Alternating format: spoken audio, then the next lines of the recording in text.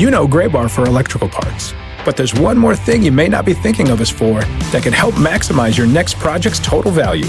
Our pre-project planning services are designed to help you win the bid, save on labor costs, and keep your installers productive across your entire build. The sooner you call us, the better. Because when we're there from the beginning, we can anticipate your needs and help you solve problems before they become problems. Yep, Gray Bar does that.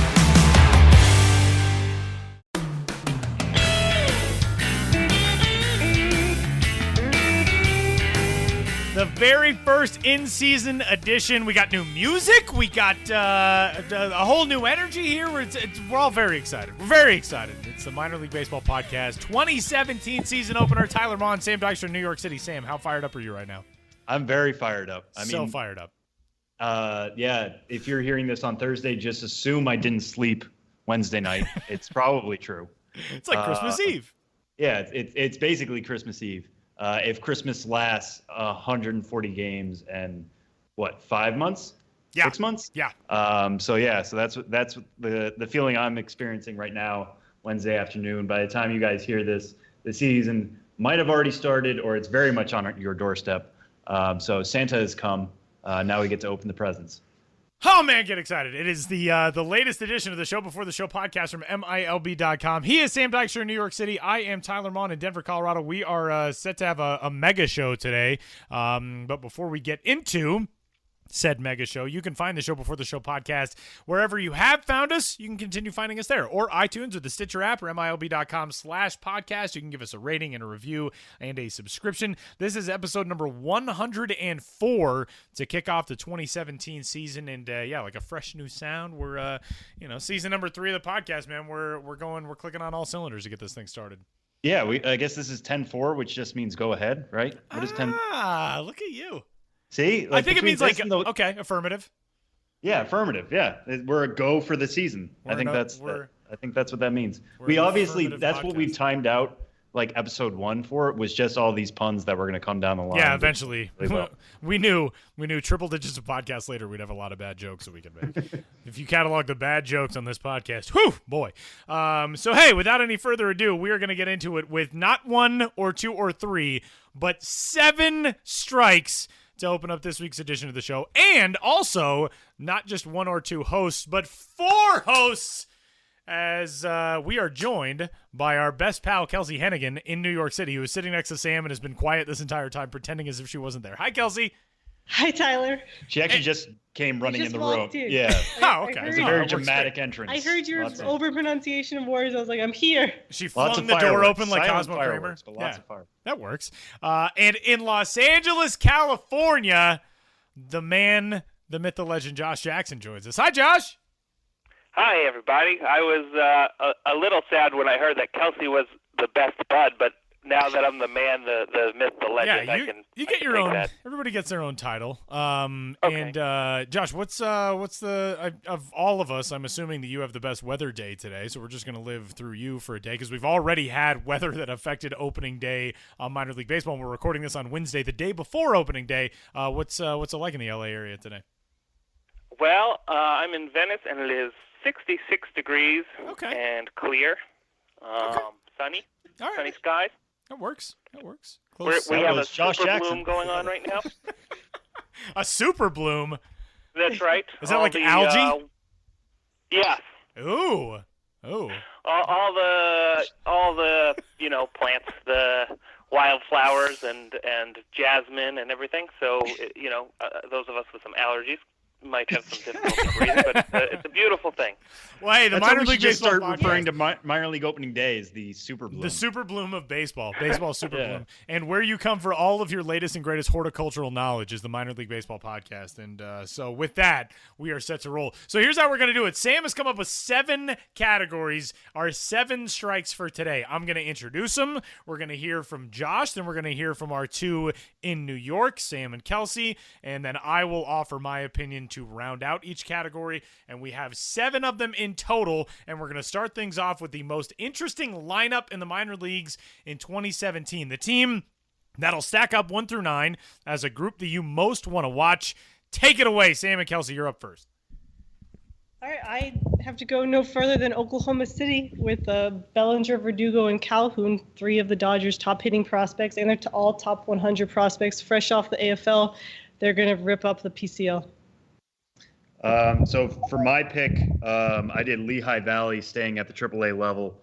That team is a good mix of not only guys who are getting promoted, they're going to be challenged, and Reese Hoskins, Dylan Cousins, the Bash brothers of Reading, but just so many guys coming back. J.P. Crawford has something to prove. Roman Quinn has something to prove. Nick Williams definitely has something to prove that he can at least get deep in counts and not strike out as much and take his walks.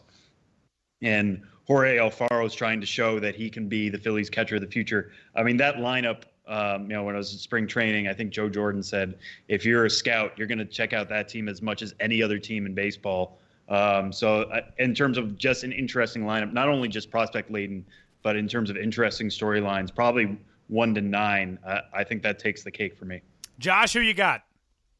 Well, I got to say I considered both of those teams, and I think I like the Akron Rubber Ducks in the Eastern League a little bit more than each of them. The Indians affiliate, they've got Greg Allen at the top, who's got great speed and is a solid all-around player. They've got Francisco Mejia. They got Bobby Bradley. They got Yu-Chen Chang. They got Mike Pappy getting a second look at the level, which I think will make a big difference for him. They've got Dorsis Polino. They've got another guy, not a prospect guy necessarily, but Eric Haas coming back after not getting in a full season there last year as their catcher.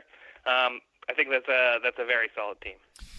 I'm going to stick in the same league and the same level with the AA Eastern League. The New Hampshire Fisher Cats have a couple of top 100 prospects, and outfielder Anthony Alford and shortstop Richard Urania. The rest of that team isn't quite as flashy as maybe Oklahoma City or Lehigh Valley, for example, or even Akron to an extent, but those two guys, Alford's been one of the most fascinating prospects through his time in the minors. He's a former college football player, started focusing on baseball full-time a couple of years ago, and has a tool set that's as good, really, as almost any prospect in baseball. And for Richard Urania, another one of those really young, really bright talents that we've seen come up through the Blue Jays system in recent years, and it seems like a fun group there. They also have 3 top 100 or top 10 prospects in the Blue Jays organization on the pitching side, but that is a topic for our next topic, which is such a good segue, you guys. That's how we roll. We're through one topic, and look at us already. We're nailing it. Yeah, we're trying to be a little bit snappier in our strikes, but I guess that's what happens when you have 7. I think Rob Manfred's kind of on us to be like, exactly. Pace of play. Pace of podcast. Pace of podcast. All right, strike 2. Most interesting rotation in the minor leagues. Who you got? All right, as I make the move from the Dodgers to the Rays, so does Jose De Leon. He's in his new system, and he's going to tear up Durham, and he's going to be joined by Jacob Faria, Jaime Schultz, Taylor Guerreri, Yarborough, a huge lineup, and then Chase Whitley's going to provide some of that veteran leadership. And then obviously Brent Honeywell is going to be there before long. So I think that Durham will have one of the most unstoppable rotations. Yeah, they were actually my second team here. But the one that I picked, I guess shouldn't come as any surprise to anybody who's been listening for a while and knew how Tyler thinks I manipulated things in terms of the Braves having voter fraud. Yeah, voter fraud, et cetera, et cetera, et cetera. But actually, they surprised even me this week by naming Colby Allard and Mike Soroka, both still teenagers, to Mississippi, AA Mississippi. Patrick Weigel is also going to be at that team. He made the jump from Rome to Mississippi at the end of last year. Max Fried also going to be making that jump. Dave Tremblay, player development director, said they wanted to get a little bit more aggressive with Max Fried. He's now on the 40-man roster. Got some time this spring. Really looked good there with his velocities. Another year removed from Tommy John surgery. He seemed like he was going to move quickly. Allard and Soroka, it seemed like they would have time to kind of, I want to say marinate a little bit more, but they're going to push them aggressively. So what I thought was going to be an exciting Class A advanced Florida rotation, 2 of those guys are now moving up to AA Mississippi, just completely skipping it. The Braves did that last year with Ozzie Albies on the position side. Seemed to work out pretty well. They eventually pushed him to Gwinnett. We know that didn't work out quite so well, but they're doing it again with Allard and Soroka, and they're not doing this out of need. because they think Florida is going to be too packed. They're doing it because they think these guys can handle it. So that's going to just be fascinating to see, how they all take to the AA level. We talk so much about the jump from Class A advanced to AA being the biggest. You can only imagine what it's like going Class A to AA straight up. So that team is, was probably going to be interesting anyways with Fried and Weigel definitely going there, but add in Allard and Soroka, and I'm going to be following them almost every night. Josh, your pick. I have been listening, and I did know that Sam was going to pick the M Braves. I have got to go with AAA Charlotte, really for the front three, Lucas Giolito, Carson Fulmer, and Ronaldo Lopez, all there. Those White Sox prospects, I think each of those guys comes in with maybe like a little bit of something to prove about their readiness and where they're at in their trajectory. And I think, the three of them in the IL, that's going to be a really interesting front three. Yeah, we should have pointed out at the start of this that there's a good chance that we're going to overlap with some of these picks, because that one was mine as well. And, as Sam pointed out, with vote manipulation, all those types of things with our farm system rankings on the pitcher side, I was obviously pretty high on that group. And also then Josh and I traveled to Phoenix together, and now we're hive-minded. We think the exact same things about most things. So Charlotte's my way too. And I think Josh put it well, the fact that really to an extent all three of those guys have something that they need to show. If I'm the White Sox, I'm really hoping it's an iron sharpens iron type of dynamic with those three, because if Giolito and Lopez and Fulmer all of a sudden start trying to one-up each other and push each other to get better, that's going to be a really scary team in Charlotte, and you would hope if you're Chicago it's going to translate up to the major league level as well. Strike three this week, guys. Most interesting lineup, most interesting rotation. Number 3 is the most interesting overall team in the minor leagues. Roster construction or something else. Kelsie, who's up? Yeah, I got to pick Lehigh Valley. I mentioned them earlier. They have both hitting and pitching in J.P. Crawford, Alfaro, Nick Williams, Rhys Hoskins, and Dylan Cousins, who tore up the Eastern League last year. And then in pitching, they got Pivetta, Pell, Ben Lively, Ricardo Pinto. The list goes on and on. I can't see when Lehigh Valley loses. I imagine they will at some point, but they seem unstoppable to me. I'm going to stick in the IL, and I guess this is like a heel turn. Like this is the closest we ever get to wrestling. I'm going to take Charlotte for most interesting team. Yeah, just because I agree with everything you guys are saying about the rotation. I like that rotation for obvious reasons. Reynaldo Lopez is going to be their opening day starter, which I think is a lot of fun. Just throwing him in there, saying, "Listen, you did really well this spring. Almost won the 5th rotation spot in Chicago. Now you are going to be the opening day starter for us for our AAA club." You guys mentioned Giolito and Fulmer, but Moncada, he is going to be the star of that team, and playing in Charlotte, which has, I think, AAA's maybe most homer-friendly park. That's not his game necessarily, is to hit 35 home runs in any given season, but to see him play in that environment is going to be fascinating. And then you throw in Birdie, the reliever, who's a first-round talent. Earlier this spring, I said I wouldn't surprise me if he jumped to the majors, after spring training. That didn't quite happen, but he was one of their last cuts.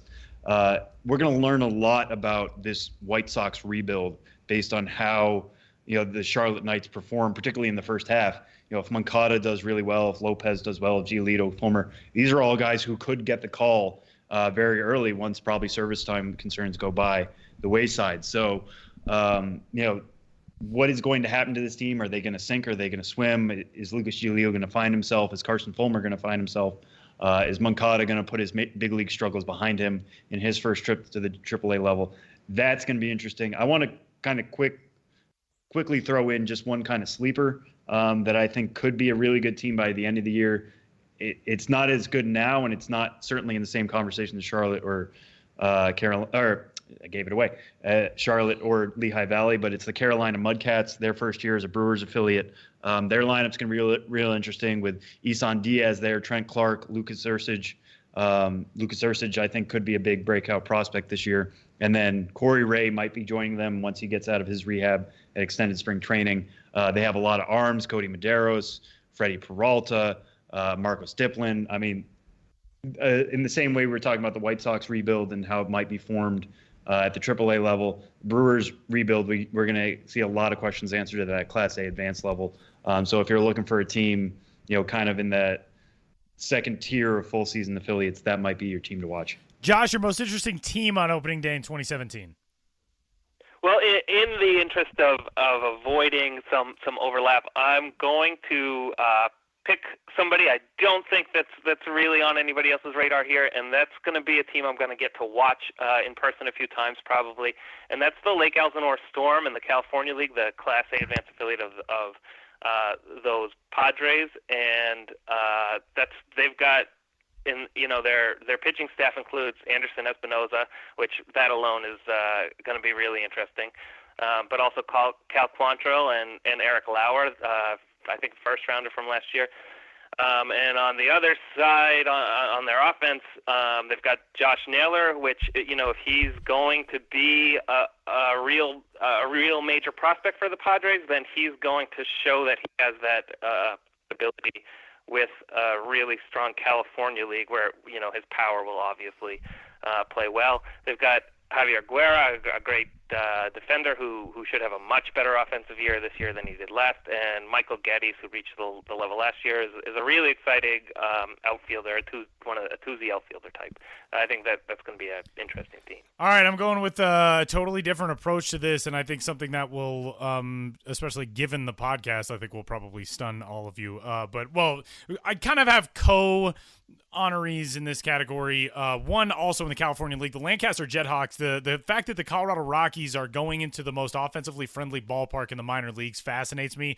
Brendan Rodgers is going to be there, a top 100 prospect. Brian Mundell, who set the all-time minor league single-season doubles record last year, is going to be there as part of that lineup. So I think that's interesting. But to me, the most interesting team in minor league baseball coming into 2017 is the Columbia Fireflies. That team has a pretty talented core group, and they also have Tim Tebow. And what fascinates me about it is the developmental steps. I'm serious. The developmental steps of what it's going to take for those guys to continue to be successful when they're in this cone of this circus that's going to follow him around for however long he's there. But Desmond Lindsay is there. Miranda Gonzalez is there. Luis Carpio, Ali Sanchez, Milton Ramos, all ranked guys. That's a really good, really talented roster. Jose Laguerre is the manager. He's been there a few seasons. 10 former top 10 round draft picks and 3 Mets Sterling Award winners, which is given annually to the best player at each level in the minor league system. It's a talented roster, but it's going to be a circus there in Columbia for a lot of the season. Now, there's a chance it dies down. There's a chance that, a couple weeks in, there's some semblance of normalcy. But if it didn't die down in 1994 with Michael Jordan, 1993, 1994, I don't think it's going, and that was in the pre-Twitter, pre-social media, pre-internet, pre-everything age. I don't think it's going to get to just being a normal South Atlantic League season for that team. So to me, that's the most interesting team in the minors coming into this year. Let me jump on that real fast, just because I think that it's also an opportunity for those guys. Absolutely. Not just how are they going to be tested, but if a lot of people flock to Columbia, I think a lot of people are going to learn how good Desmond Lindsay is. I mean, he's had some injury concerns. They've tried to get him healthy. Yeah. But every report you hear about how he did in Brooklyn, they're, enthralled by him. What is he going to be able to do over a full season? So it's not just like, okay, we put you in this pressure cooker. Sorry, we're trying to see what we have out of this other guy. Best of luck out there. But also it's an opportunity. I mean, with so many eyes that are going to be on that game every night, no matter where they are, what's going to happen with that? I mean, I'm glad you mentioned that, Tyler, because that's going to be absolutely fascinating. Plus, I'm assuming they're already making the 30 for 30, so we can all count on that. Don't you mean Space Jam 2? Space Jam 2, the baseball version. That would be cool, actually, if they just did it on a flip side. No, never mind. Forget it. No, it's the football. Well, yeah, I guess it'd be the football version. Tim Tebow plays for the Columbia Fireflies. He gets pulled through the golf thing, and then he plays football with Bugs Bunny. That's definitely what happens. Oh, yeah. No, okay. That makes sense. Yeah. I see how you're defining it. Okay. All right, good. I believe I can fly out, I think is what the song will be. That was pretty good. That was good. I didn't get a lot of sleep last night. All these jokes are flying over my head. Okay, so those are our most interesting lineups, rotations, and teams. And now we're going to go a little bit more player specific. Breakout prospect in 2017 throughout the minor leagues. Kelsie, take it away. So I decided to look at breakout, and not someone who did poorly last year and is going to all of a sudden be amazing. I decided to look at it as someone who didn't necessarily have a lot of big games that we last year, but then this year we're going to write about him every week. He's going to be a big name every week. And that's Blake Rutherford of the Yankees. And I know it's hard to say that the Yankees first round pick from last year is going to break out, but I think that after hitting 351 across 2 rookie level teams last year, he's going to be a force this year with Charleston. And I think we're going to be tweeting his name a lot this year with all of his big games. Yeah, the one thing I'll kind of piggyback off what Kelsie was saying was one thing to remember about Rutherford was he was actually more highly ranked than Mickey Moniak going into his senior year. Had one off year, kind of dropped back a little bit. Yeah, that's right. And I think maybe part of that was signing and that whole thing. But what he showed, if he can kind of keep that going, he's going to climb very quickly. We just need to see it over a full season. So he has that type of rocket fuel that we talk about. With breakout prospects, I'm gonna kind of the same tact. I mean, like if you're thinking about breakout prospect in terms of deep sleepers, that's not necessarily the way I'm going. I'm gonna go with Ronald Acuna in the Brave system. He got a lot of time this spring with the big league club. Only played 40 games with Class A Rome last year, hit 311. Really showed something in the Australian Baseball League. I'm sure we've talked about this on the podcast before, but hit 375 with a 1.001 OPS in 20 games with Melbourne. So he really impressed the Braves there. He's going to Class A Advanced Florida. So a little bit of a pitcher's league. We'll see how he can do there. But if he is, healthy, it was kind of a freak accident last year. He broke his thumb. He had to have surgery. That caused him to miss 3 months. If he can avoid that over a full season, he's number 98 overall. He just snuck out after some graduations this week, or snuck in, I should say, after some graduations this week. He's easily a top 50 prospect if everything breaks his way. Really good outfielder, really good hitter with some speed. I see him kind of charging forth once he gets even just a half season of health under him. Josh, your 2017 breakout prospect. I am going a little bit of the sleeper route. I think that Edwin Rios in the Dodger system, he's their number 23 prospect right now. I think that you're going to see him do some things in the Texas League that's going to really turn a few heads. Maybe not too dissimilar from Willie Calhoun last year. The way I don't think really any of us were talking about Willie Calhoun this time last season, but by the middle of the summer, we all were. We all knew who he was. I think Rios could do a similar kind of thing. It's not going to be as shocking because he did put up a lot of power last year, but he's also perhaps a better maybe I should take away that perhaps. He's probably a better all-around hitter, and so the way he'll handle that adjustment to Double-A pitching should be exciting, and I think he's going to grab some attention. Well, we've already discussed him a little bit in this segment, but mine's Mickey Moniak, and kind of like what Kelsie said, it's sort of tough, I guess, to talk about a first-round pick from a year ago and say he's going to break out, but, to me, the definition of a breakout guy is somebody who shows not just that they're talented at the lower levels, but that they can stick for a full season, they can be successful for a full season, they can carry that all the way through the rigors of 140 games. And for Mickey Moniak, I think the skill set is obviously so advanced for his age, and to be able to go to a full season league. He's going to be a member of the Class A Lakewood roster to start this season at just 18 years old. He's not going to be 19 until May 13th, so he's going to start at 18. It seems like we see those guys in the Sally League and in the Midwest League every year where we see a teenager just destroy a level. And I think this season, Mickey Moniak, to me, has the feel of a guy who's going to be primed to make a pretty quick climb to the advanced A level, maybe to the upper minors. That doesn't necessarily mean he's going to be in the big leagues by the time he's 20 or 21, but the skill set is so good that I think he could really have a hell of a debut season in full season ball. So from one individual-minded category at the minor league side, we're going to transition to the major league side. American League and National League Rookies of the Year in 2017. Kelsie, who you got? I'm going back to Lucas Giolito. We brought him up earlier, and I think that it won't be long until he joins the White Sox. I know he has to adjust to a new organization, a new league, a new level again.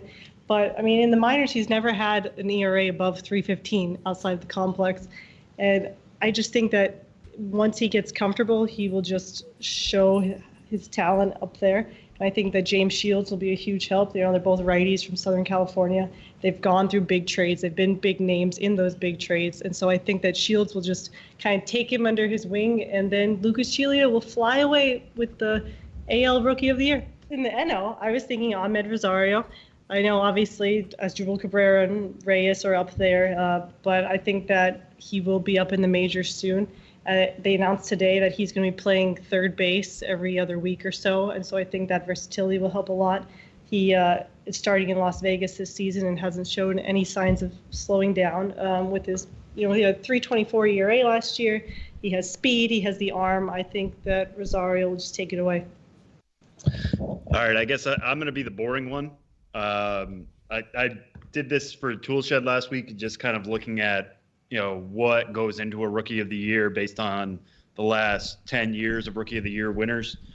So basically the criteria comes down to you should be a high-rated prospect. That makes sense. If you're a high-rated prospect, you're talented. If you're talented, you're probably going to win Rookie of the Year. That kind of goes hand in hand, but it also helps that voters know your name a little bit going in, I think. And you also should try to play a full season or at least debut by the middle of May. I mean, this is kind of almost too easy, and it probably is going to be wrong for that reason, but I've got Andrew Benintendi in the AL, Dansby Swanson in the NL. Both guys are expected to be contributors right away. Each of them already have major league experience. They both thrived, I would say, last year at that level after getting the jump up from Double-A. They're only going to build on that from there. Both are good defensively, so their WARs, wins above replacement, should be pretty good all around. That's, I think, become a bigger thing for awards. So those are my two picks. Again, kind of boring, in that it's a little predictable. They started the year number 1 and number 4 overall in MLB.com's prospect rankings. Anything could happen from here in terms of injuries and that kind of thing.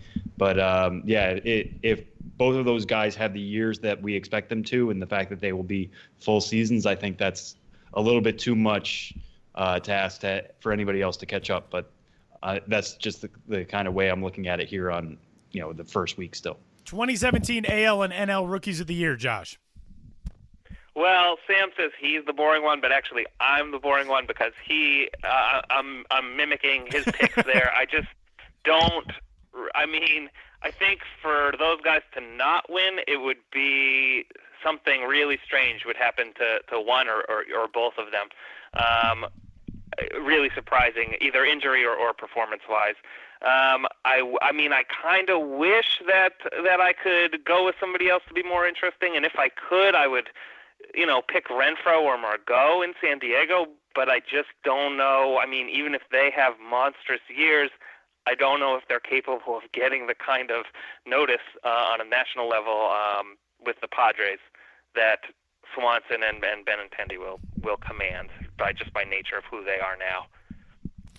I like it, actually. I think those are two really good picks. And the interesting thing is going to be seeing how that outfield comes together. I mean, in the most difficult offensive park in baseball. But those two are so good. And last year, Hunter Renfroe comes up and hits like 1,000 when he got to the major leagues anyway. I was going to go, obviously, with the same two. The most logical picks for the highly rated prospects for Andrew Benintendi and Dansby Swanson. And I wrote a backup pair that I think would be outlandish in one and somebody that, okay, yeah, you could see that happening in the other. That one is Bradley Zimmer in the Cleveland Indians organization, top prospect in the system. Zimmer was so good in Major League Spring Training. When they sent him down to the minor league side, Terry Francona basically said, I didn't even really know what to tell him, but he had to go down because he's not going to start the season at the Major League level. And what the message was break down the door, make us call you up. For Bradley Zimmer, there are very few touches that need to be rounded out for him to be a full-time major leaguer, and I think he really could be a contributor in a big way to an Indians team that won the AL last year and added talent coming into this year. In the National League, this is my insane one, but I feel like it would be a story that theoretically could come together, and that is Antonio Senzatella, who's a right-handed pitcher in the Rockies organization, who broke camp with the Major League rotation, and the way the Rockies had talked about him over the last few years is different than I've ever heard them talk about any other pitching prospect who's come up in that system. The stuff for Antonio Senzatella seems like it was tailor-made to pitch at Coors Field. A bowling ball of a fastball that touches the upper 90s, good breaking stuff, a very mature attitude and competitiveness.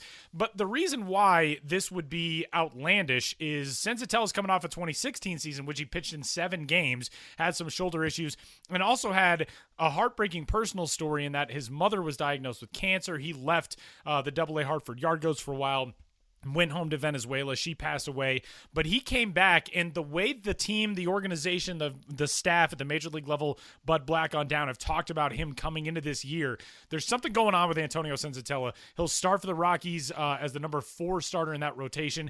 It would be outrageous. A Rockies pitcher has only won 1 major award in history. That was Jason Jennings, who won Rookie of the Year when he was a rookie back in, I think, 2001. So would it be crazy? But, it's I had to throw out something different, so we weren't all picking the same guys. Yeah, I appreciate that, Tyler. I thought we were supposed to have fun with this, not just pick the obvious Hey, teams that are probably going to win. I'm the one who picked Vanilla ice cream is good, okay? I'm the one who picked the Columbia Fireflies. I'm going off the wall with everything. Strike. 1, 2, 3, 4, 5, 6. You guys, the Bauman Home Run Award. Last year, it seemed like if you were going to hit a whole bunch of dongs in the minors, you had to be in AAA, unless your name was Dylan Cousins or Rhys Hoskins. But there are some really interesting power prospects throughout the minors these days. Joey Gallo, no longer a prospect. Chris Bryant, no longer a prospect. There aren't those guys who you just look at as power-hitting guys the same way you did maybe 3-4 years ago. But who do you guys have in that category? All right, I'm going to go with the Tigers prospect Christian Stewart. He led the pitcher-friendly Florida State League with 24 home runs, and then he went on to Erie and kept hitting more. And so I think that if once he's with Erie and he goes on to AAA, I think there's nothing to stop him from hitting most in the minors. Christian Stewart was definitely on my list. He was actually first on my list, but I was going to call an audible anyways and go to a guy who we keep talking about in terms of when he's going to get a breakthrough. And for all I know, he could be the next Mike Hessman and just be stuck at AAA for a very good long time, is Peter O'Brien, now with the Royals. Good call. Did not crack Major League spring training with them. Is going to be spending, at least the start of AAA, or at least the start of the 2017 season at AAA Omaha. Back when I did the AAA Park Factors, Omaha was one of the most homer-friendly parks in the PCL, which is already hitter-friendly. O'Brien, he's right there. They traded for him for a reason. He has DH potential. Could help out the Royals should Jorge Soler end up injured for a long time, all that kind of stuff. But if he is there for a full season at Omaha, I don't think 35 to 40 homers is necessarily out of the question, given how he has produced at Reno in the past. He already knows the PCL. He's certainly well equipped for that level. There's a decent chance he spends up too much time at Kansas City to make this a discussion point. But while he is in Omaha and playing half his games in that park, I wouldn't be surprised if he walks away with this award. He probably won't want it because that means he's been in the minors for too long. But he would be my preseason pick, I think. Okay. Josh, who you got? Top home run hitter in the minor leagues for 2017. Well, I am probably going to outrage a lot of Mariners fans here, but I really hope that Tyler O'Neill plays a full season in the Pacific Coast League because seeing him hit there is just going to be a real joy. And, I think, if he gets, let's say, even 3/4 of the season, I think there's a good chance he gets the Bauman Award. That's true. Tyler O'Neill doesn't necessarily need to have an entire year to bash 35 home. He does play his home games in Tacoma, which is one of the more pitcher-friendly environments in the PCL, but still, Tyler O'Neill, his like his arm coming from the Southern League. Yeah, and his arms are the size of the actual Space Needle itself, so I don't think Tacoma's going to hold him back. One of the things we actually talked about before we started recording this segment is the tricky thing about this is you kind of have to find somebody who's at a lower level so they're not going to be really quote-unquote in danger of getting called up, taking away time, chasing a minor league home run title. So somebody who last year was a power profile, similarly to what Kelsie discussed with Christian Stewart, is Bobby Bradley, who is in the Cleveland Indians organization with Lynchburg, 29 homers last year and 102 runs batted in. Big power guy, going to get a chance to flex out in Double-A this season. Bobby Bradley is he's a fun guy for us to talk to. He's somebody who the Indians, I think, have figured out what his strengths are going to be, and they're working on harnessing those, and power obviously leads the way in that. So not obviously the friendliest of hitting circumstances early on in a cold weather league, but I like Bobby Bradley's power potential this year. Yeah, if anybody heard me like just make a guttural noise in the middle of that, I did, because I also have Bobby Bradley on here. Great mind, Sam. So that's good. Like 3 of the 4 people I put on my list are were talked about in this segment. So all right. I can't really I for some reason in my gut I was just like, oh, Tyler took my guy. It's like I had my chance with him. So good on you, Tyler. You already had this, Sam. I know, yeah. So it's all my fault. Can't wait for the second round. All right, you guys, 7th and final strike of this very baseball-specific 7-strike segment, since we are not doing so well with the pace of play / podcast with a 7-strike format to the sport. But final one here today. The top prospect on opening day in 2017 is Andrew Benintendi. He's not going to be a prospect for long because the amount of at-bats, plate appearances that he needs to graduate from rookie status is very soon coming. In 2018, who is that person going to be top prospect going into the 2018 season in the minors? Kelsie. All right, Yankee fans probably won't like this because they're probably hoping that he gets 130 at-bats this season in the majors and gets away from the minors and it's done. But I'm thinking Gleyber Torres. I don't think he will get enough at-bats, so I think he will still be on our lists and everything and still be in the minors just in spring training, and then he'll probably get back. But I think 2018 it'll be Gleyber Torres. I mean, he just keeps getting better this year with Trenton. I'm sure he'll end up in Scranton and maybe in New York, at least by September probably. So I think that Gleyber Torres will be number 1 next year. Actually, I wouldn't be surprised if Torres plays that role of Benintendi in terms of like he does so well that he ends up getting 110 at bats or something, and does well enough in the majors. But my pick is actually somebody who it would be another surprise if he makes the majors this year, but it's Victor Robles in the national system. Everybody you talk to, everything you read about the guy, one of the toolsiest prospects, if not the toolsiest prospect in the game. The only thing missing from his game right now is power, but that's something they think he can add as he goes up higher the chain. Had some struggles at Class A Advanced Potomac, was still a good hitter at that level, despite being a teenager. Heading back there to start this year. If he puts everything together, if he tackles Potomac well, if he moves up to Harrisburg, I almost said Hagerstown. If he moves up to Harrisburg, Double-A Harrisburg by the end of the year, does really well there. Those tools continue to shine through in center field with his glove, with his range, with his arm, which is really special as well. He could be turning into a really well-rounded prospect, and the type that we all love to see at the major league level. He just took some slight steps back at the end of last year. Nothing that the Nationals have said, nothing that I've read or seen myself says that that's going to carry forth in this way. If he keeps building, I think we're talking about him in that top spot next year. Even if he doesn't make the majors and show that he can perform at the higher levels, those tools will still be there. All right, Josh, who you got? Top prospect opening day 2018. I've got a guttural noise for Sam on Victor Robles.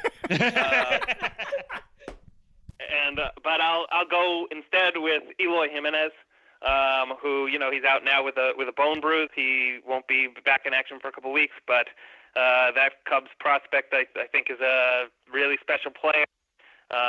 Handled the lower levels and the futures game last year with aplomb, and will be in Myrtle Beach when he's healthy. And I think is just going to have a great year, and his skills will just continue to play and improve. All right. Well, I got a guttural noise for Gleyber Torres as well, with Kelsey's pick, but that's because it's a very good pick. I think if I wasn't going to go with him, Robles is a really good call. Ahmed Rosario could potentially factor in there as well, but somebody who can impact the major league team. The really weird thing about this season is you have to pick somebody who is theoretically not going to be contributing at the major league level much, and that's difficult from the top level of prospects in the top 100. Of the top 12 prospects ranked by MLB Pipeline coming into this year, only 2 are below the AAA level. So everybody else is either starting the season at the AAA level or on a major league roster. And even when you go past that group, Alex Reyes isn't going to pitch this season because of Tommy John surgery. He's a guy who's probably going to be in a AAA or major league rotation to start the season. Lewis Brinson is going to be a AAA to start the season. Francis Martes is going to be a AAA to start the season. So the top level of upper echelon talent is all really close to the major league. So that leaves the door open for somebody like Gleyber Torres, Ahmed Rosario, some of these younger guys. Victor Robles would be the youngest of that group. But there's definitely there's a lot that's on the way that's going to graduate, if all goes well, pretty quickly this season. And that's fun because that's something that we've seen for the last couple of years, and it's been a whole heck of a lot of fun to watch. Yeah, I mean, that's just kind of the nature of the beast, too, is if you can perform at the higher levels, prospect evaluators are going to like you more because it's obvious that you can handle that, then you can probably handle the majors.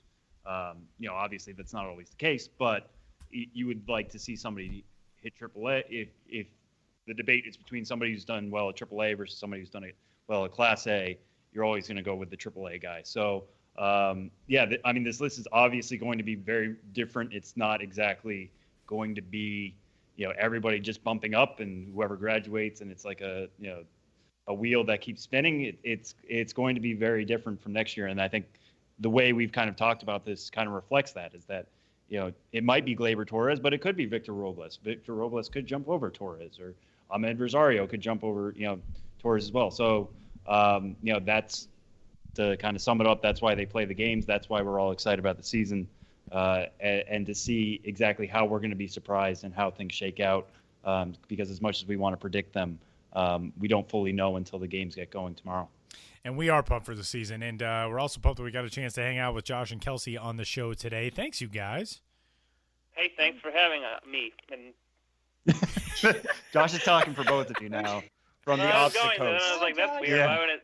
Let's take that again. Thanks for having me. Thanks for having me too. Wait, one last question. Yeah. How many minor league no-hitters do you guys think there will be this year?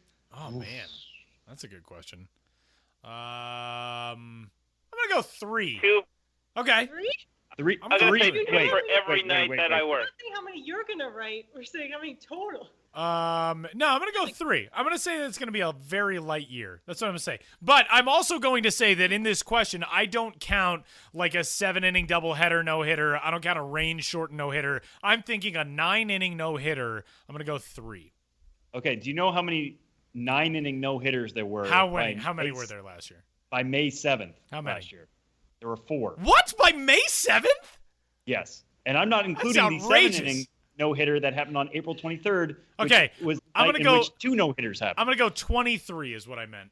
Now we're now we're I don't know. I have no idea how many that is. I will go 17. Oh, that's what I was going to say. Well, too bad. You have to make a guttural noise. You can't just say that's what you were going to say. Guttural noise. Josh, what are you going with? It seems like there will be probably 2 for every night that I work. All in the Cal League and the PCO. 3. It's only going to be 3, you guys. You're going to be surprised. We're all about bold predictions here on the Show Before the Show podcast. There will only be 3 no-hitters in the 2017 season.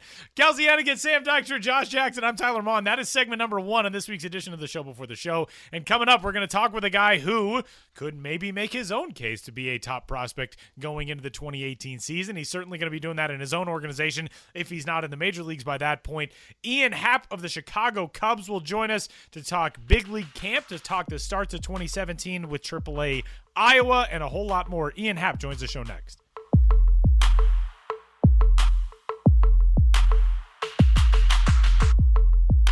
Our very first in-season interview of the 2017 campaign, I guess kinda, as of when we're doing the interview, it's not yet in season, but Ian Happ, the number 26 prospect in all of baseball in the Chicago Cubs system, where he is number 2 and is set to roll. We're recording on Wednesday, so it's a day before opening day, but Ian and the AAA Iowa Cubs are already in Oklahoma City. Ian, what's the mood like now about 24 hours out from getting this thing started? We're getting excited. It's been a few days since we played baseball. It felt like all spring. It was every day we were out there, and then kind of take a step back, and you're just practicing. You're not playing games, so we're all ready to go and excited to get going. Yeah, let's talk about that spring for you. Obviously, it was a big one for you being in big league camp, but not only was it just being there in a big league camp, not just being there in a camp that's just coming off a World Series win, but you performed incredibly well, hit 383, 5 homers. I think you led all of spring training in RBIs with 21. Just describe to us what was it like going through that? Why were you able to be so successful in that Cactus League run? Yeah, that was a ton of fun. Just the environment around that clubhouse is so positive. Everybody is great there, and they're all not afraid to lend advice and to help out the young guys and be very inclusive. So I was really fortunate for that. And, as far as the success, I just enjoyed it. I went in trying to learn as much as I could, trying to pick up as much knowledge as I could. And I think I just went out and played, and it was great to have the success that I did. Yeah, what was your kind of approach to that, coming into big league camp? That roster is so loaded, obviously, with the Cubs, particularly with position players. Not likely that you're going to crack the major league team, but, when you're going to be in big league camp like that, what was your approach coming in, February or whenever you did report? Yeah, my approach coming in was just to learn as much as I could. I just wanted to learn and soak up all the knowledge, because there's so many guys that are so knowledgeable and have so much experience. So that was big for me, just to be able to pick everybody's brain and really enjoy being a part of it.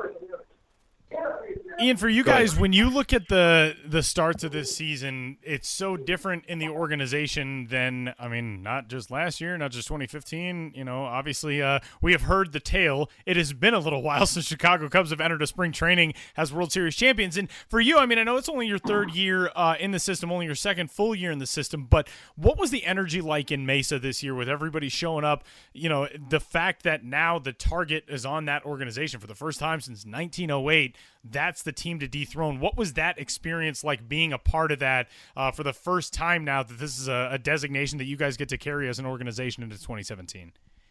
Yeah, you know what? I wasn't in big league camp last year, but just kind of being around it a little bit, the guys brought the same exact atmosphere. Last year they were kind of the team to beat as well, and it was kind of the same thing. It's a really laid-back camp. Guys get their work in, they work hard, but they had fun. They enjoy the game. They enjoy coming to work every day. And that was the most fun thing to see, was just how much these guys really, really love playing baseball together. When you guys go for, the start to big league camp, and then you transition to the start of minor league camp, and then you finally get into your groups, you figure out what your roster is going to be for the start of the regular season.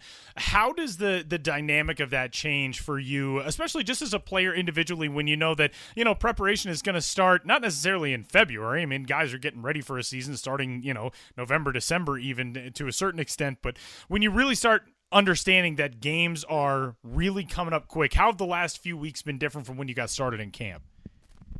You know what? I was fortunate because I was able to kind of be with the big league club throughout camp and, have that experience for a really long time, couple months. So, for me, it was kind of, we got back from a couple exhibition games in Houston, and when those guys left to go to St. Louis, I transitioned over and just, you kind of decompress for a second from the too much you just had of really playing every day, working really hard, and you kind of decompress and say, okay, time to switch gears. Now we're going to start a season. Now we're going to start to compete every day, kind of in that way, where you're playing 9 innings every day and you're not coming off the bench anymore. So, for me, it was just a couple of days of taking a step back and kind of refocusing and getting going again. And just to kind of go back to your performance, you were saying, you were entering spring, trying to learn something, trying to soak up whatever you could. What's something that, you learned this spring that you've already implemented into your game, or you're looking forward to implementing into your game, once this regular season starts rolling? I really learned how to go about a routine before the game. All of these guys have a specific routine to get themselves ready. Which I've had in the past, but you're kind of just nailing down exactly what I want to do. So, I'm excited to have that play out through the year, and I also learned a lot from some of these guys that play multiple positions. Just talking to them, how they go about their early work, how they go about getting reps at both the infield and the outfield, and staying sharp on both. So that I think that's going to help me a lot this year. Yeah, kind of in that vein. I mean, how much were you talking to a guy like Ben Zobrist, who you kind of fit that mold, the guy who's played second base, outfield, that whole thing? I mean, what kind of advice were they giving you in terms of being able to fluctuate between those positions and staying sharp at them? Yeah, Ben and I definitely talked a lot. It was great to be able to pick his brain, just as far as keeping your arm healthy, both in the infield and the outfield. And just getting the way he goes about getting reps. He's very intense when he's getting reps at second base. He'll do a group at second, a group in the outfield, and he just does a really good job of keeping himself sharp about making all the routine plays. Just making sure that when you go out to the outfield, when you go to a position that's a little foreign, that you're doing everything right, making all the routine plays, you're getting the ball in, hitting cutoff man, and that you're doing the little things right. And, as Tyler mentioned before, you guys, you get sent back to minor league camp, you get assigned to Iowa. It was pretty early, at least earlier than a lot of other rosters get announced, that, the front office had announced that you were going to be going to Iowa. You spent 65 games last year at Tennessee. Half season there. Sometimes guys repeat the level early on. How much do you feel like you kind of pushed the envelope with your performance this spring to make that jump up to AAA? Yeah, I think coming into camp, I don't think the plan was for me to go AAA. I think coming into camp, I had only played half a season and didn't have as much success as I wanted to have in AA. So I think just coming into camp ready, having a good camp, and kind of showing that I belonged on the AAA roster, helped push kind of the front office a little bit. And I feel like I'm excited to be a part of this team. I'm excited to kind of mesh with this lineup we have in AAA. It's going to be pretty good, and I think we'll have a great time. Ian, for you personally, this is your third professional season, second full season, and you are a guy who has dealt with mid-season promotions in both of your campaigns so far. Started with Eugene, went to South Bend in 2015. Then you were with Myrtle Beach to start last year. You end up with Tennessee at the end of the season. I mean, you do that this year. That means you're going to the big leagues, which is obviously the ultimate goal. At this stage, do you let yourself think about it at all? I mean, it's opening day, so obviously you've got the task at hand with Iowa, but we know everybody that we talk to says it's out of my control. I'm not going to think about it, whatever. But I mean, it's a lifelong dream. It's what you've been striving your entire existence for. When you're, on the flight to get to Oklahoma City or whatever it is, have you thought about just how close you are now? You know what? I really enjoyed my time up there this spring, and it's something that these guys go about their business every day, and they're not thinking about anything but the task at hand every single day. That's why they're so good. That's why the team is so successful. And I think that's something that I'm going to have to do this year, is just focus on the task at hand every day. I'm fortunate to be a part of this ball club in Iowa, and I'm excited for it. I'm just going to go about my business every day, play hard, compete, and hopefully, the next level happens. Ian, what does it do for you as a guy who's climbing quickly in the system to see the way other guys have climbed so quickly in the system? Because, it's not just Chris Bryant or Kyle Schwarber. Albert Almora made a pretty solid rise. But that organization has shown it's not afraid to test people climbing pretty quickly through the minor leagues. What does that do for you just confidence-wise, knowing that, hey, if I get started pretty well in AAA, this could really happen for me pretty quick? Yeah, it's great to see. It's great to see all these young guys, this young core that they have. You have Addison, Kyle, KB, Contreras, all these guys, Hobby. All these guys are so young, and they're such good players. So it's definitely exciting for the organization that all these guys are going to be Cubs for a little while. And for me, it's great to see. It's great to pick those guys' brains about that, about coming up and being a young guy and handling it, because it's not easy to be 22, 23, and in the big league. So that was awesome to get to talk to them. But I'm excited for all those guys, and they're so much fun to watch them play. And we touched a little bit on it before, but when we were talking about you talking to Zobrist, but in terms of defensively, You're going to be tried out at a couple different positions, second base, outfield. What do you think about your game kind of translates well in the outfield, going from second base there? And, what do you think you need to do to kind of show the team that you are major league ready, at least defensively, that you're able to do both positions at the highest level? Yeah, I think defensively at second base, I feel really comfortable. I feel really good there. And transitioning to the outfield, you just got to be an athlete. You got to be able to run around. And the biggest thing when you go from the infield to the outfield is to do the little things right. Like Zobers told me in spring training, you got to hit the cutoff man. You got to keep guys, limit guys to one base. And as long as you can do that, as long as you can go out there and do the little things, then you can play. So that's the biggest thing. And I think to be major league ready, that's all you have to show. You have to show that defensively that you can do the little things right and play the game the right way. You mentioned last year at Tennessee, year didn't quite end the way you wanted. You hit 262 with a 733 OPS in that second half. What did you kind of take away from that, and what do you think you kind of worked on this offseason to make sure that a second half like that doesn't happen again, this year in that second full season? Yeah, I think that in Tennessee I started off pretty well, and then the league kind of adjusted to me a little bit. I got away from my approach, got away from my plan, and I tinkered with my swing a little bit, and that was something that the fall league was really good for me because I was able to go there and continue to work and kind of work on some of the things that I needed to work on. So felt great about that, felt great about my off-season work, and I think that I learned a lot in Tennessee. And learning how to struggle and how to get through that is definitely something that I will take away from my first full season. All right, Ian, we're going to get you out of here on this one. You were out of high school, undrafted. You go to college, turn yourself into one of the best collegiate hitters at Cincinnati, and then all of a sudden you're the 9th overall pick in 2015, and now here you are 2 full seasons later and 3 seasons later, starting the year at AAA. Take me back to when you were coming out of high school. If you could go back now and talk to 17, 18-year-old Ian Happ and give him a piece of advice for what it's going to take to be successful, not only in the collegiate game, but especially in the professional game, knowing what you know now, having gone from being undrafted to being a first-round pick in just a few years, what do you think you'd say to yourself back then? You got to work hard. I'm so fortunate for the 3 years I spent in college. I know that if I would have got drafted and gone straight to professional baseball, it would have been a challenge. It would have been tough for me. So I'm really fortunate for the 3 years I had in college, the development I had, and I wouldn't give away my 2 summers on the Cape for anything. So for me, it was just work hard and continue to get better at baseball every day. He is Ian Happ, the number 2 prospect in the Chicago Cubs organization. You can follow Ian on Twitter, by the way, at IHapp_1. And Ian is set to roll with the AAA Iowa Cubs, who will kick things off against the Oklahoma City Dodgers coming up Thursday night. Ian, enjoy the start to the season, man. Best of luck. We'll be following it throughout and get things rolling in a hurry. Take care. Thank you.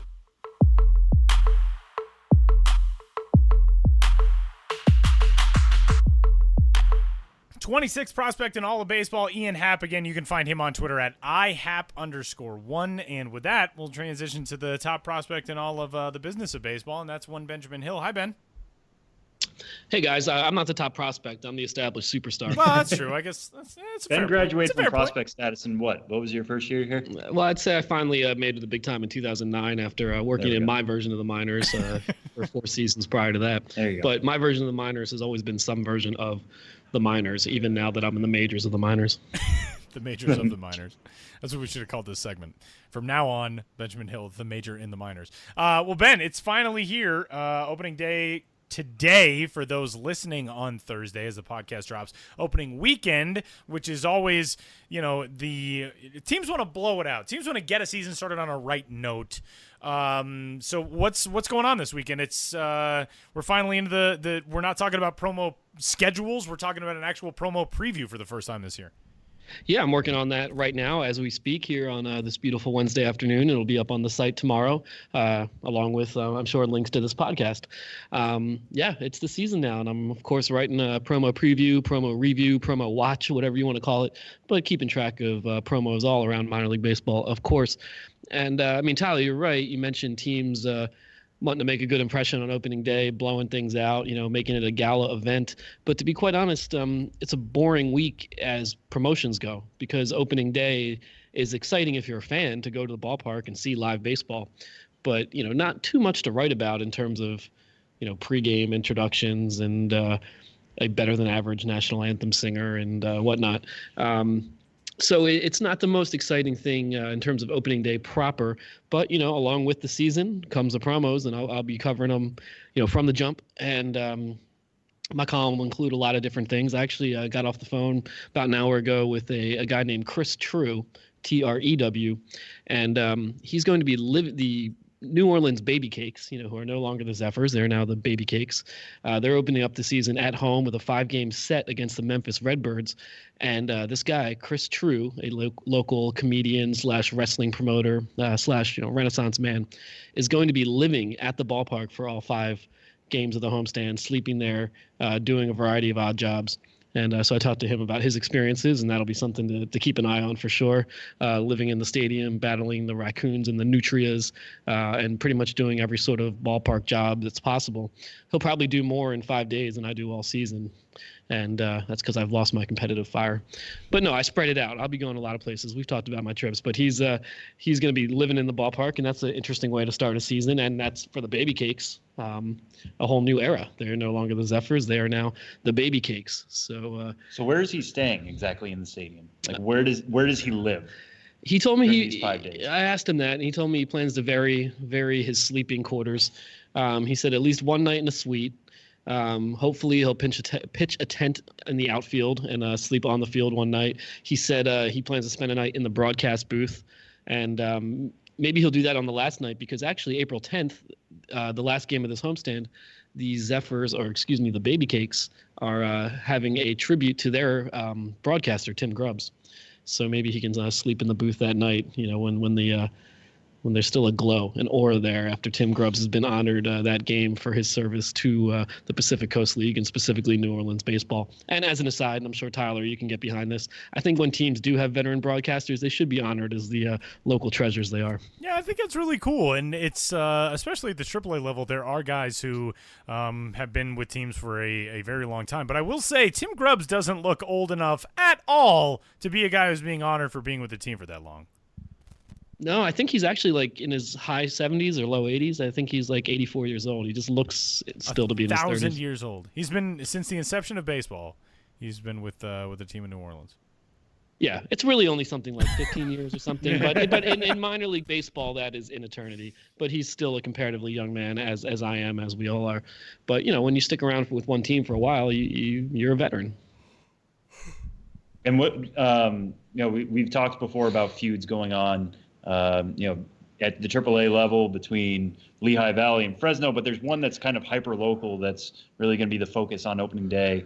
I think it's between, correct me if I'm wrong on this, Rochester and Syracuse. Kind of walk us through that. What's going to be kind of detailed there? Well, teams like to fight all the time, as we all know, and especially on Twitter. Sometimes physically. Yeah. Sometimes you got the on-field brawls. Much more often than that, you have these Twitter wars, these by proxy fights between teams via their social media accounts. And a staple in International League Baseball with teams in the Northeast and the Midwest and very cold weather climates for baseball in April is a lot of teams have opening day guarantees. The Rochester Red Wings have done this for years. I believe their guarantee is it 60 degrees or 55 degrees? I think it's 55. 55 degrees, and their opening day is not till next week. But the Rochester Red Wings open their season against the Syracuse Chiefs, who are like, all right, we're going to have a 53-degree guarantee because our guarantee is going to be better than yours. So fans, if the temperature at the start of the Chiefs game is 53 degrees or below 53 degrees, then fans get free tickets. Indianapolis Indians, I believe, have a 60-degree guarantee. But Syracuse is really one up theirs because they have done it in response to their rival Rochester Red Wings. And then their GM, Jason Smorrell, dressed up like Donald Trump and released a video attacking the Red Wings and guaranteeing a victory and positioning the Red Wings general manager as Vladimir Putin. I think his name was Danimir Mutin instead of Dan Mason. So you got teams going after each other left and right off the bat, including dueling opening day temperature guarantees. And rivalries don't get much more esoteric or arcane than guaranteeing the temperature at the time a game starts. But anything to generate a little interest, and fans very likely get free tickets as a result of these guarantees. And the teams want to give tickets away for other games in April and May because it's tough. These short season teams come in mid-June and get all the great summer dates. But if you're an International League team, Eastern League team, playing these cold weather games, you want to do anything to generate some attention, because once opening day wears off, then you've got some kind of lean times. It's just cold and it's really tough to draw fans. And then, school lets out, the weather gets warmer, and that's where everyone makes their money. My favorite thing about this feud, and I'm putting that in air quotes that you can't see because this is not a visual medium, is that I think each team guaranteed that their team is going to win, which as general managers, normally like in Major League Baseball, you'd be like, okay, you crafted the roster. Maybe you're overconfident in what you've done with that roster, but like they don't control any of that. So they're just like banking that, this one game out of 140 is going to work out in their favor and work out in a promo later on, busting the other side. So that's not a normal thing, right? Like teams guaranteeing that you're going to come see a winning team on any day, never mind opening day. I think in the minors you see it a lot, guaranteed victory nights. There's certain teams that have done like guaranteed victory, like weekly promos, like every Tuesday or what have you. If the team doesn't win, you get a free ticket to an upcoming game. There's a lot of guarantees thrown around in minor league baseball. And it's kind of funny. I think it seems like there's a correlation between the less power an executive or the front office has over the product in the field, the more likely they are to have a lot of confidence in that team, in their team winning. It's a kind of strange dynamic. Whereas in the majors, where you have the front office execs actually crafting these rosters, they're usually not going to be like, oh, we're guaranteeing a victory or all fans get in free. No, they're not going to do that. In the minors, it's just like, hey, we have nothing to do with the product in the field, so let's go hog wild and acting like we have a real stake in guaranteeing a victory. It's just for fun. It gets people talking. And isn't that what this is all about? Yes, isn't that why we're talking now? We're talking now. And hey, I'm looking at your computer right here. And you got a tweet pulled up right here. Speaking of rivalries, the Lexington Legends and West Virginia Power have announced a rivalry between those two South Atlantic League clubs, where every time those two teams play each other this season, the West Virginia Power will suit up as the Hatfields and the Lexington Legends will suit up as the McCoys. And they both have, what would you call it? There's plaid in those specialty jerseys. The West Virginia Power has suspenders, kind of implying some overalls. So they're going to be literally the Hatfield versus McCoy in West Virginia. That's Charleston, West Virginia versus Lexington, Kentucky. And along those lines, last week we heard of the Round Rock dance halls. Instead of the Express, they will suit up as the dance halls and take on their rival Nashville Sounds, who will play as the Honky Tonks. So now we have this battle for country music supremacy, and not just the style of music, but the venue in which those styles are fostered. So it's getting more and more ridiculous with the food, with these regional rivalries, with politically themed videos dissing their opponents, dressing them up as Russian strongmen. What will teams not do at this point? Well, and what's interesting, too, is this West Virginia and Lexington feud now is a joint promotion, which is not something that we very often see, that two teams come up with a concept that will affect games in both ballparks.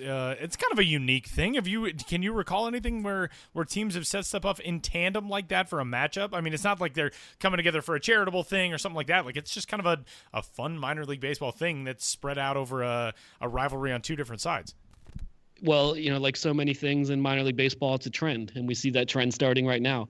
We have Lehigh Valley, the Bacon versus the Fresno Tacos, now not just Twitter beef, but now those teams are are actually making it a real thing by having a vote, and the fan and the losing team in this vote has to wear the other team's gear. They're not even in the same league.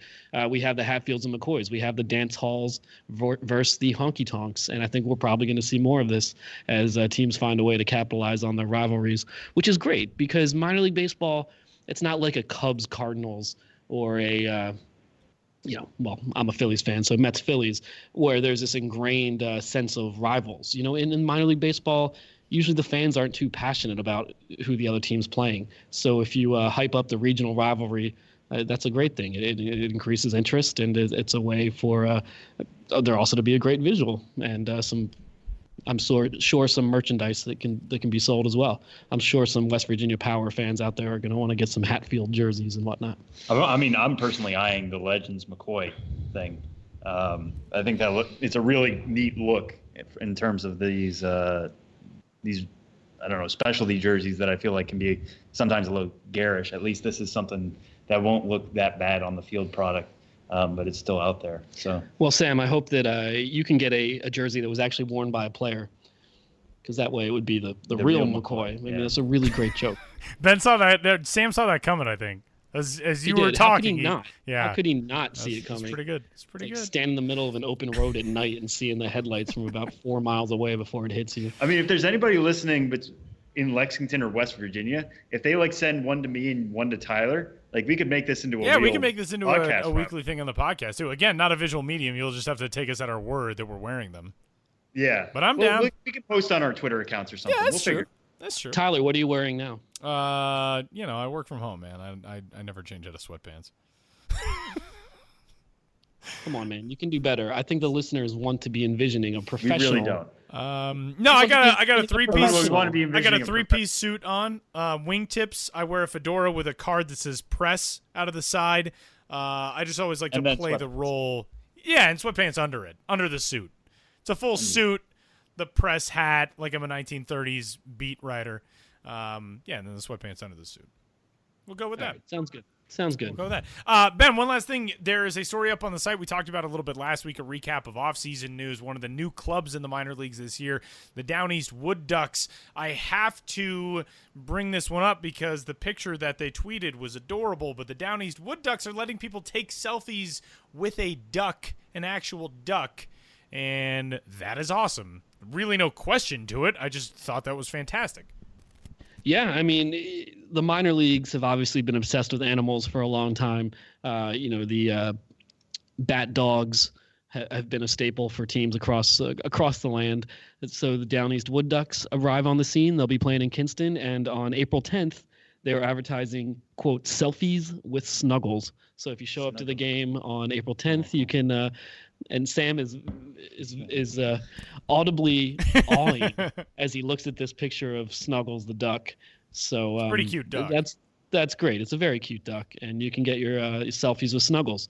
That same day, also in the Carolina League, it's the first Meow Monday for the Lynchburg Hillcats, who are inviting fans not just bark in the park and dogs. They're also inviting cats to the game, which I think is a better idea in theory than it is in practice. But that's a partnership with, I believe, the local Humane Society, and it's all a great cause. But Meow Mondays, every Monday in Lynchburg, bring your cat to the game, because I'm sure your cat's just hanging around like, you know what? I'm sick of hanging around this house. I wish I could go to a Class A advanced baseball game instead and be terrified the whole time. With cat-themed jerseys and hats and all that kind of stuff. Yeah, it'll be interesting. The Hillcats, isn't everything already cat-themed? Yeah, no, that's what I mean. Yeah, so if you're the Hillcats, you let cats into the stadium. I mean, come on. It's so simple. I feel like it could be just a matter of time before somebody goes to the hospital from cat fight sustained injuries. But, we'll see. It's an adventure. It's always an adventure in minor league baseball, and you take your life in your hands when you go to a ballpark that's full of cats. Benjamin Hill is on Twitter. He is at BensBiz. The blog is bensbiz.mlblogs.com. The promo previews are on the way. All of it is on the way for the 2017 season. And, Ben, at this stage, how are you feeling? You excited? You got a road trip coming up? I mean, is it you getting into it now? Yeah. It's funny. At the end of this season, I will have been to every single minor league ballpark except the 2 in Colorado. Shocker. And I actually just spent a long weekend in Colorado and didn't go to any baseball games because they didn't start yet. But I thought that was kind of funny. It's the one state I'm avoiding professionally, which I'm visiting personally. And you're right. It all starts now. So I'm back in the office today after a brief little absence. And it hasn't been as busy as I thought, just a lot of catch up. And there's just that sense of like, oh boy, here we go every single day. And I think everyone who works in baseball is feeling that right now, in some way or another. But I'm excited for it. Go to the blog, Ben's Biz blog. as Tyler just mentioned, and apply to be one of my designated eaters. You can check out my road trip schedule and apply to be a designated eater. As I've said to Tyler and Sam, some of the designated eater applications I've gotten so far have explicitly mentioned how much that they enjoy the podcast and that they are getting in touch with me because of this very podcast. So, podcast listeners who are getting in touch with me, I appreciate it. Send me an email. I'll even shout you out next time. Is that fair? Is that legal? That's a good deal. Like Yeah, you guys are really excited. A listener named Ryan emailed me and said he listens with his son, and that warmed. That was one of the most touching emails I've ever received. So cool. Yeah, so there's more of you out there who are listening to this podcast secretly. Send me an email. Don't make it so secret. Send me an email. Don't make it secret. We'll shout you out. We appreciate you all. I appreciate you very much. Probably even more than anyone else does. I'm just so full of gratitude. Hey, we appreciate you, Ben. Yeah, I appreciate you. We'll talk to you next week. Okay.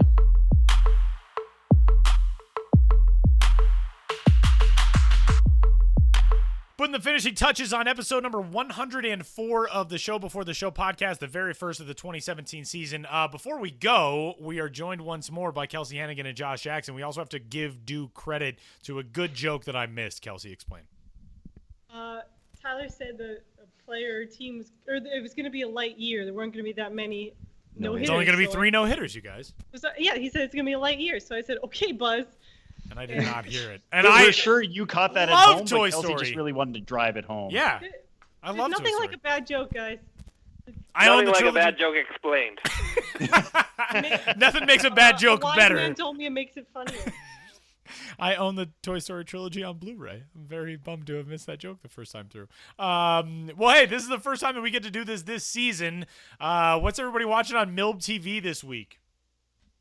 Oh. Which, by the way, you can go find your subscriptions and sign up now at MILB.TV. You can watch the best and brightest in minor league baseball. We've got everybody covered at the AA and AAA level, select Class A games as well. I'm going to tell you right off the bat, I'm going to be watching the Charlotte Knights because I want to see what that rotation looks like. And pretty much anytime you tune in to a Charlotte Knights game, you're going to have like a top 5 pitching prospect on the mound. And another thing that we didn't note when we were discussing the Knights as the most interesting rotation, Michael Kopech is only a step down the ladder in that organization, by the way. So at some point, Michael Kopech could be throwing 140-mile-an-hour fastballs as part of that group as well.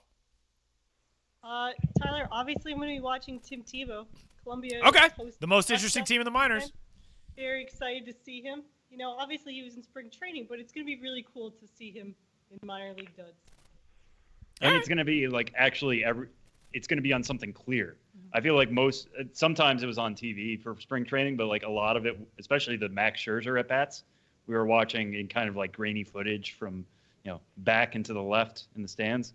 So yeah, it'll be kind of cool to be able to actually watch him in kind of clear MILB.TV video. For me, I'm just going to go back to what I was talking about with that rotation in Mississippi. They're actually going to be going up against the Jacksonville Jumbo Shrimp, which should be interesting to watch just to see how much people kind of trip over that name. Shrimping ain't easy. Shrimping ain't easy. I love that shirt. I'm just going to say it. Ladies are the shrimps too. I Yeah, love that that's ladies the are one that shrimps too shirt. Josh I kinda wants that want one. it, but they don't make it in men's. You can dream, Josh.